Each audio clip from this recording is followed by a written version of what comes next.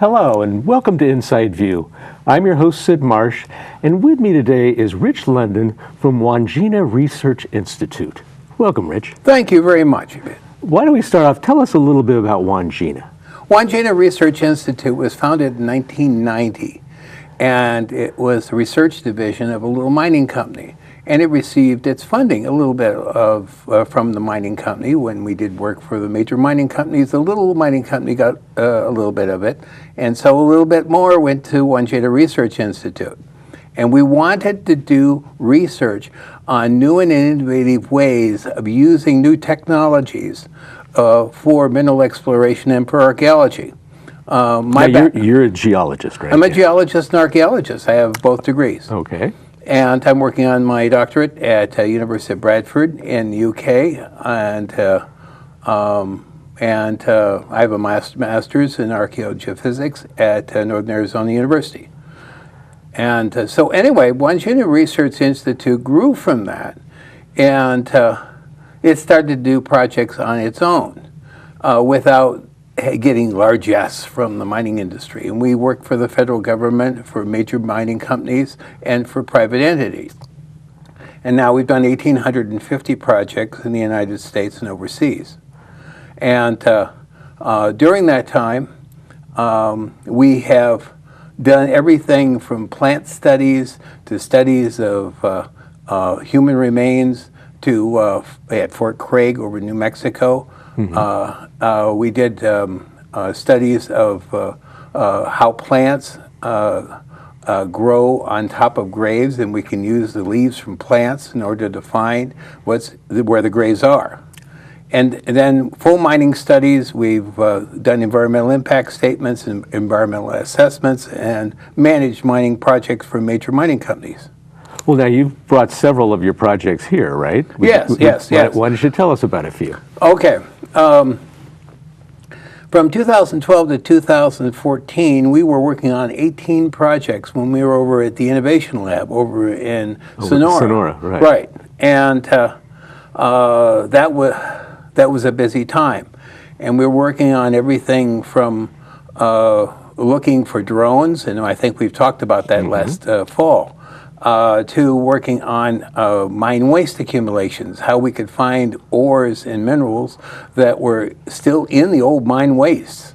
And so anyway, but recently we have been asked by the mining industry to look into the possibility of looking into old core sheds. And a core shed is a place where they keep the old rock tubes that they drilled way back when in the 1870s to the 1900s. Now, why did they drill these rock tubes? Well, they had to find out what was in a deposit, and they were looking for gold or silver or copper, and they would drill holes, and the drills would come up with tubes of rock, and then they'd assay the tubes of rock. Well, in those days, that they were only interested in certain metals like gold and silver, copper, etc.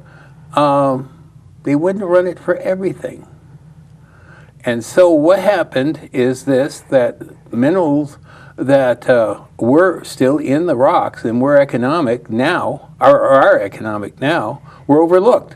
What are some of those minerals you're talking about? Cobalt, gallium, indium, germanium, all these high-tech elements that weren't even known then. Mm-hmm.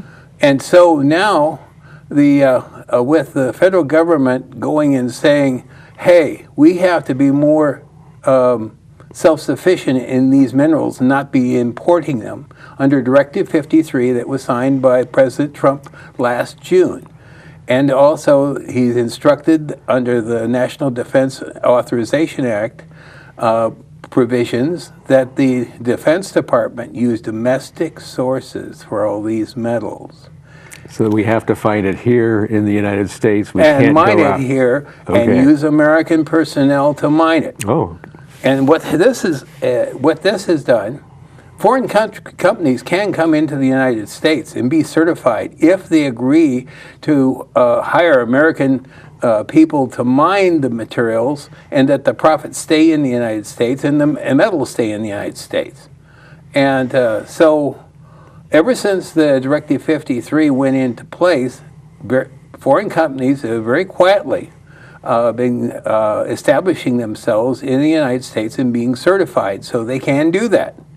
And they've been, this has led to a mineral rush in Nevada and various other places in the United States. But anyway, I'm on my way over to Arizona because I'm going to be looking for these oddball minerals and metals in environments over there.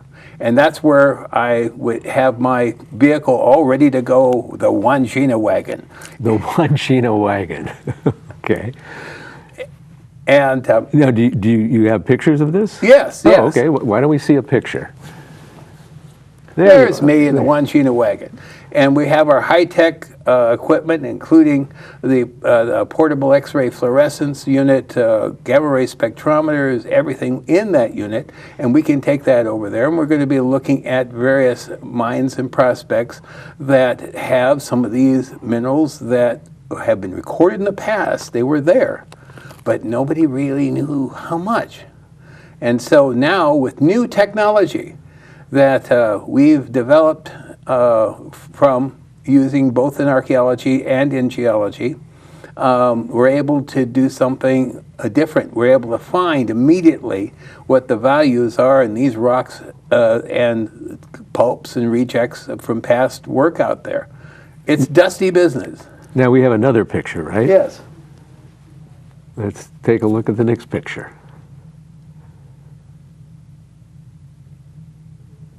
Okay. Now you're basically trying to open up these old mines that were gold mines and might have cobalt or all the different things. That's correct. Yeah. And there was a whole... Here we go. We got a map here. This is where we have worked in the past. Is that Wandjina Research Institute has done 1,850 projects, and this is just a map of the ones that were done in the Western United States. We've done work overseas, and both in archaeology and mineral exploration, and in places as wild as Papua New Guinea and the Dominican Republic. And but we're here. We're Americans. We want to find the mineral resources here, and this is very important for the United States because about 30 years ago, the U.S. was a major producer. It was the major producer of tungsten. And we needed tungsten really, really bad. And all of a sudden, a deposit of tungsten that was found over near Mongolia in China. And the Chinese mined that tungsten deposit with slave labor. Oh. And so over the years, they captured the market. And so the mines in here, especially over near Bishop and various other places in the United States for tungsten, are abandoned. Now we want to put that back into operation. And one of the things that is not well known is that there is lots and lots and lots of silver still in the ground. Oh. Because under the old recovery systems, and those are projects over there in Nevada in circles. Now what's our next picture here? Let's take a look. And the next picture is what I actually do when I'm in the field. And you can see me working with, is that a core shed? That is a core shed. Okay. And that's the core shed, and that's the instrument that I have right here.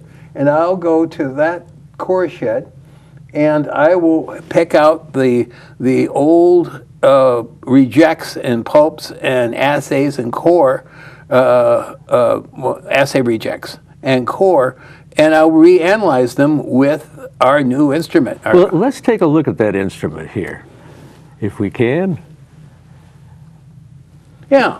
There is an older version of the instrument. That is an instrument that I used from another company about 8 years ago. And then that instrument was one of the first ones that we used, my wife, Dr. Claudia Brackett Lundin, and I used for mineral exploration. Why don't you show our folks this one here? Yeah. This one here is... Here, I'll show it here. All right, here we go. Oh. Don't press the button. This is a portable X-ray fluorescence unit, and when the button is pressed and the little red light blinks, and I hope you don't do that, what will happen is X-rays will come out of that instrument, and in 60 seconds, you'll have an analysis of whatever it's aiming at. Plants, artifacts, rocks, minerals, whatever. And Now, are these some of the minerals that you've been... yes, these are... Okay, here. This is that's a meteorite, and I just got that. And I've been asked, but this is a new project, and the meteorite is being, they think that this is part of the meteor shower that exploded over Sutter Camp several years ago. Oh, this was found locally? Yes. Oh, whereabouts? I can't really say. Oh, okay. Okay. But this I can say. This Here, is I'll show it to him. this is from Yarrington, and so we're going to. This is an existing copper mine over at Yarrington in Nevada, and what we're doing is going through their core cuttings material and to see whether there's cerium, indium, and other elements in there that were missed when the mine was in operation that are more valuable than the mine itself. Now, this is copper? That's copper. That's malachite and azurite. Now, in addition to that, Wandjina Research Institute has been looking at plants. And over the years, we've been seeing a relationship between plants growing in areas of human activity. Well, now, you mentioned earlier about you could tell plants a grave because of the plant. That's right. Anybody that's in gardening knows that plants like phosphorus, and they like iron, and they like potassium in the soil. And if there's somebody buried there, the phosphorus stays there, and then it's picked up in the plants. And going back all the way to the father of archaeology in the UK, General Pitt Rivers, he was looking for places where there was lush green grass growing over a barrow or a burial mound. And then he'd dig there, and lo and behold, he'd find a body. Because the plant were bringing up the phosphorus, and it was making the plant grow. And the iron also, and the iron artifacts that were associated with the bodies. Now, what's so special about the plant we have here? Okay.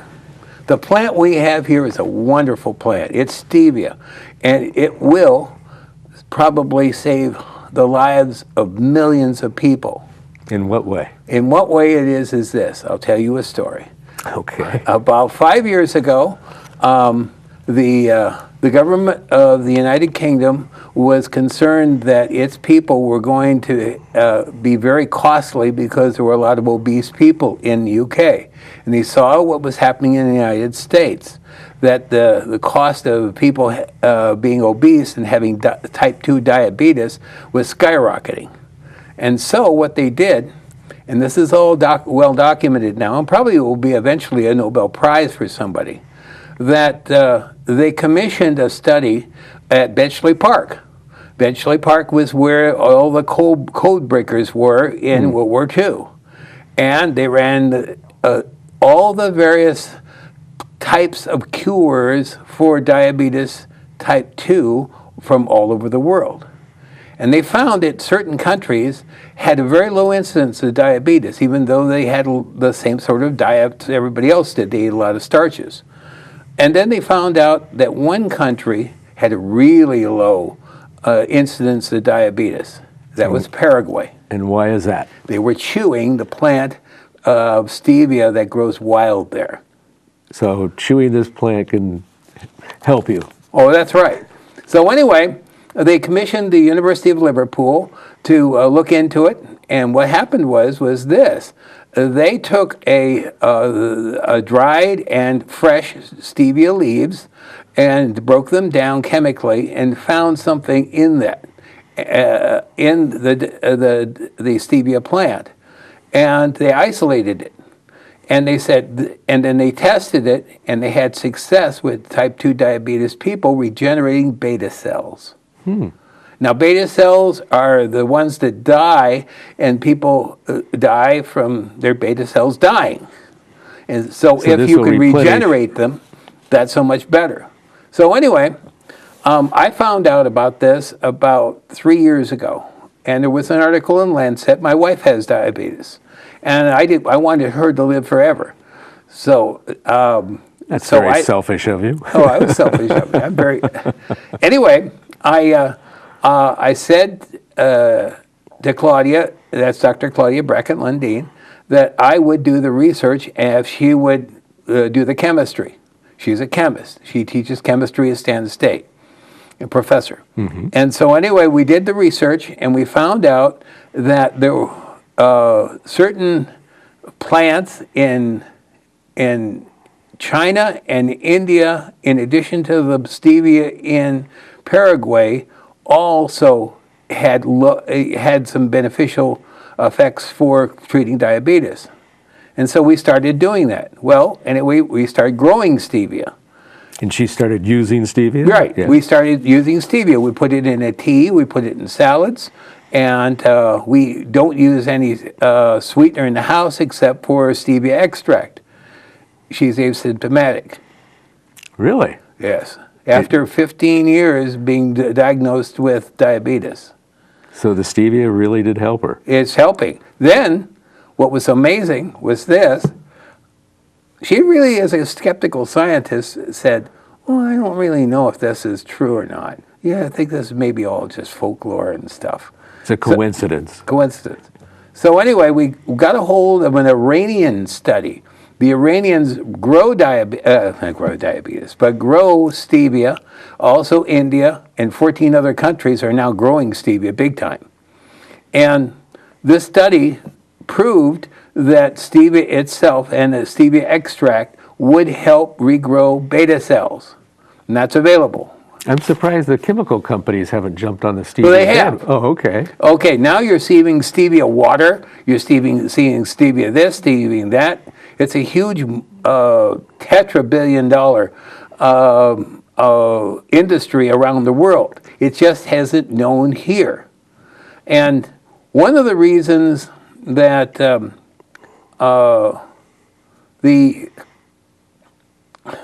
growth of knowledge about stevia and about other preventatives for herbal preventatives for diabetes type 2 is this. And I hate to say this, but the drug companies are making a killing here in the United States with the situation as it is. Right. They don't want to rock the boat. They don't want to rock the boat. $650 million under the Obama administration was funneled over to the UK just before Obama left office by the National Institute of Health. And that was to allow for Americans to go overseas to England, and well, to the UK, and take trials for this new compound or this new treatment. We looked into it. We were going over to Scotland, and I was going to finish my doctorate up at a place called Bannockburn. That's another story. But my wife was going to go over to the University of Glasgow at the Kelvin Institute and was going to do it there. Well, because of Brix, all my funds were frozen, so we're going to stay here this summer. But we found out that the outfit that was running the trials over there now has trials over here. Okay, it's at come Walnut back. Grove. And so the bottom line is this. We're growing stevia. We're using stevia. We want to educate people on the use of stevia. And then we're using this instrument here on the dried leaves to find out what else is in the dried leaves besides the chemical that's being in trials here in the United States and around the world. Because certain strains of plants have certain chemical cofactors, elements that are present. They may not be active, but they help an activity of the plant itself to do something else. We want to find that out, and that's the purpose of us growing these plants, ashing the plants, and we're going to be giving talks on use of stevia and having stevia plants available for people to try it on themselves. Do you have any talks scheduled that we can hear about, or? No, not yet. Okay. We were all set to go to Scotland. And then all of a sudden, Brexit said, your money's frozen. Thank you very much. And so Claudia is finishing up her teaching at Stan State. She'll be done next week, and we're going over to Arizona. That's where the Wangina wagon is going to take us. Right. And we're going to have a great time over there and be doing some studies over there, both mineralogical and talking to some people about what we're doing with plants.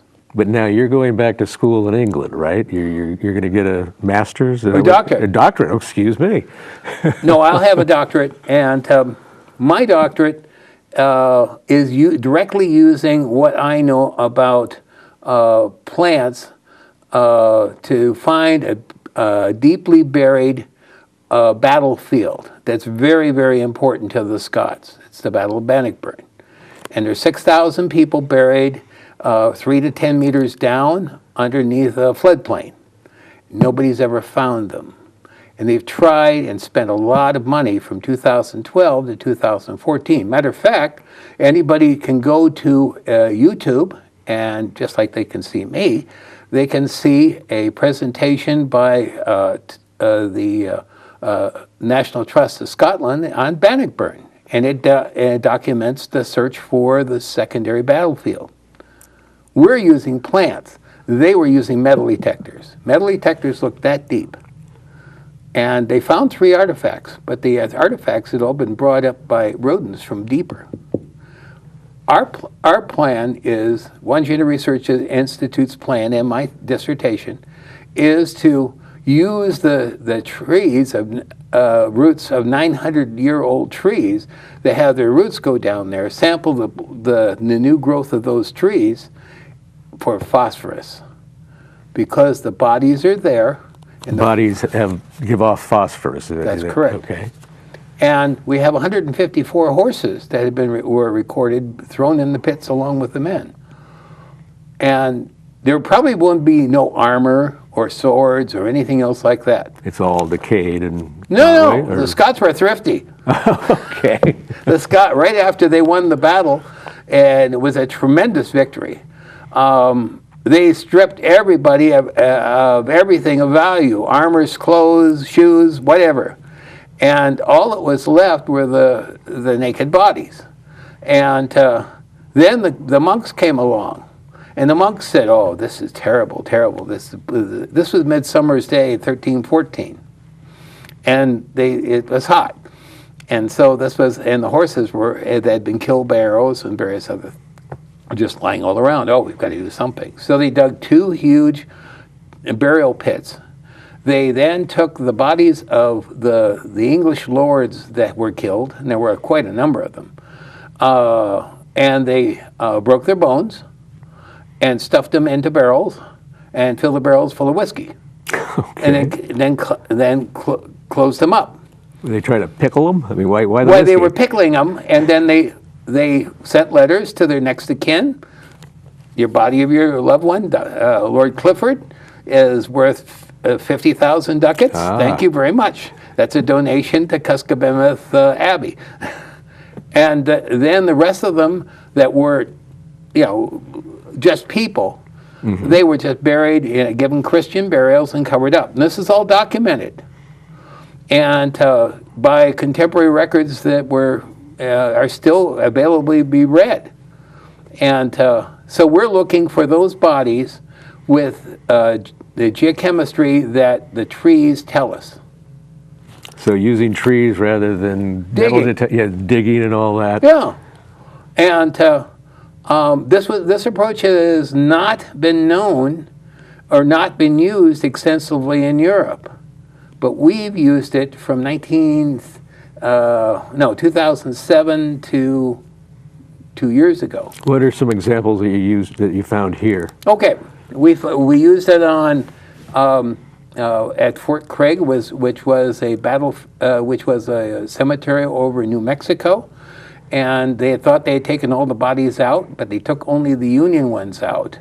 They didn't take the Confederate ones out, and people were looting the Confederate burials for silver buttons. And those were going for $1,000 a piece. And we found those with ground-penetrating radar and then followed up with because we found lots and lots of anomalies with ground trending radar. We followed it up with portable X-ray fluorescence of the plants and the soils, and the sulfur, the phosphorus told the tale. That's one. We found the site of the first Presidio in San Francisco. Okay. Buried underneath a whole bunch of subsequent ruins of General Pershing's house that burnt down, various other things. So it's layer on layer. Yeah, and we found it through the grass. We sampled the grass and found it there. We also found over in Illinois, we using the grass, floral geochemistry is what we call it. The grass, we sampled the grass and analyzed it. We had found out that there was a missing pyramid. Really?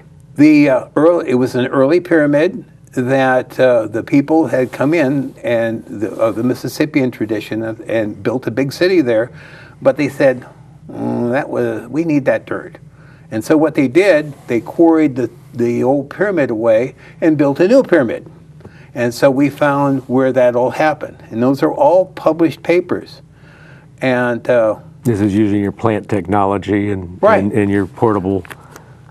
And so we've got on our website, One Jaina Research Institute, you can go to our website, and we have a whole symposia that a paper at a symposia about how these new technologies were used for archaeology. But this didn't catch on, didn't cross the pond very easily. Our friends across the pond said, oh, we've never heard of this. Well, they never went to American conferences. And people over here, myself included, only infrequently cross the pond to go to European conferences. And so now we're in the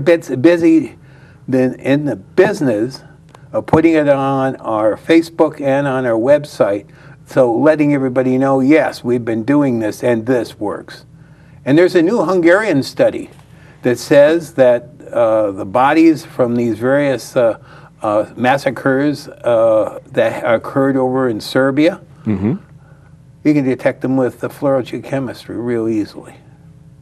And you were the only ones doing this? No. Oh, other people have been using a chemical method for analyzing the soils or the plants. Phosphorus is pretty easy to determine by a spectrographic method. But the thing about it is, it takes 2 or 3 weeks to get the data. This gives it to you in 30 seconds. Wow. Rich, you have just been a wealth of information. I've learned so much today and appreciate you being here. Well, thank you very much. Well, I'm Sid Marsh. This is Inside View, and we'll see you next time.